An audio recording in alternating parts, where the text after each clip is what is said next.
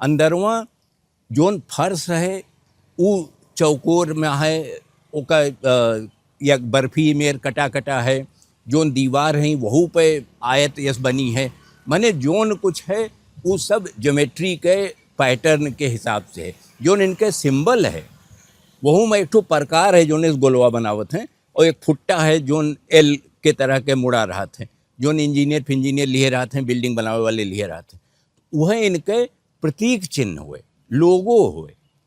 तो कुल इनके जितना है वो सब ज्योमेट्री के आधार पर है। फ्रीमेसन के सबसे बड़ी बात जो हाल में उनके जो हिंदुस्तान में और दुनिया में वह कहिन, तो वह कहिन कि अब हम अब सब ये कहा एक जगह कि भाईचारा और बंधुत्व और सच्चाई पे जोड़ दे।